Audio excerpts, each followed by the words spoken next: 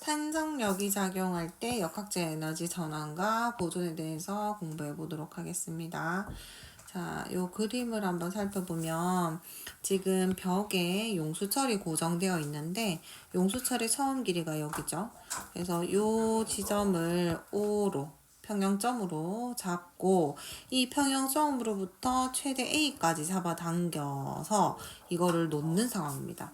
그래서 얘를 A까지 잡아당긴 후에 이거를 가만히 잡고 있다가 놓으면 용수철은 어떤 운동을 하죠?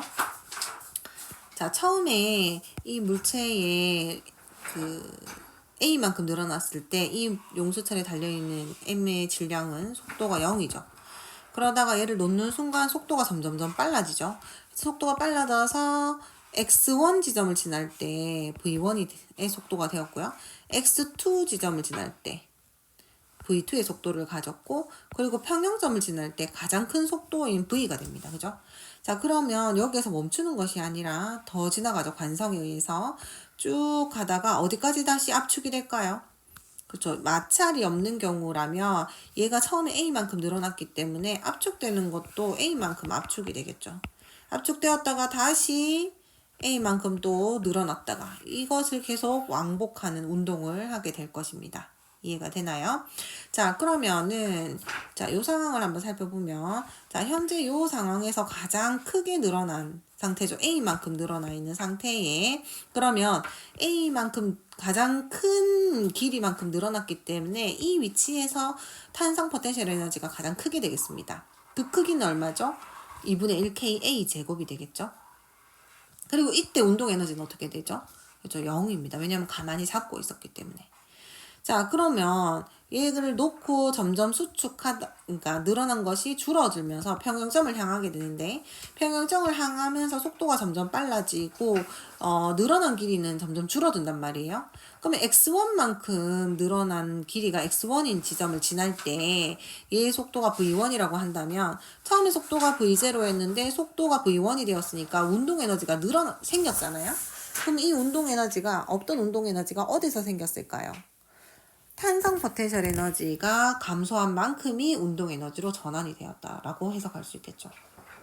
즉 여기에서 한번 보면 용수철이 평형점으로 돌아갈 때 물체의 속력은 점점 빨라집니다. 그죠? 속력이 빨라지면은 운동 에너지가 증가하게 되는데 이 운동 에너지가 증가한 것이 운동 에너지 증가분이 어디서 왔느냐면 탄성 포텐셜 에너지가 감소한 만큼이 운동 에너지로 저장되었다라는 거죠. 그래서 요만큼에 해당하는 길이 있죠. 요만큼에 해당하는 길이의 그 탄성 포텐셜 에너지 만큼이 뭘로 바뀌었다? 운동 에너지가 되었다. 이렇게 해석할 수 있겠습니다. 자, 그러면은 얘가 이렇게 늘어났다가 쭉 평형점으로 돌아왔다가 멈추지 않고 더 움직이죠. 그러면서 용수철이 압축이 되죠. 자, 압축되는 동안에는 그럼 속도가 어떻게 될까요? 그래서 다시 줄어들다가 여기에서 다시 멈추게 되겠죠. 즉 압축이 될 때 속력이 점점 느려지고 대신 무엇이 자꾸 커질까요? 포텐셜 에너지가 점점 커지죠. 즉 압축될 때의 에너지 전환은 이 물체가 가진 운동 에너지가 탄성 포텐셜 에너지로 저장된다.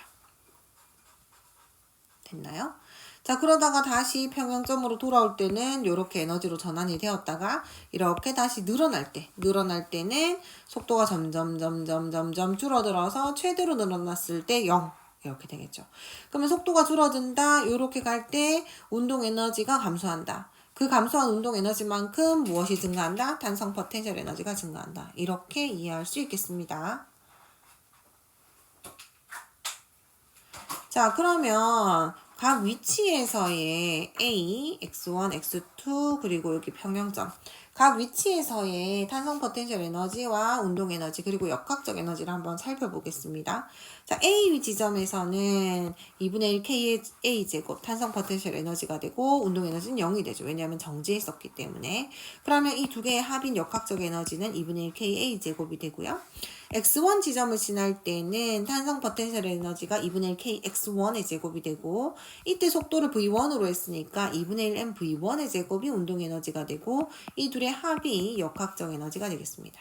x2 지점을 지날 때는 kx2 2분의 1 kx2의 제곱 그리고 운동 에너지는 2분의 1 mv2의 제곱. 이거 두 개 더한 것이 바로 역학적 에너지가 되겠죠.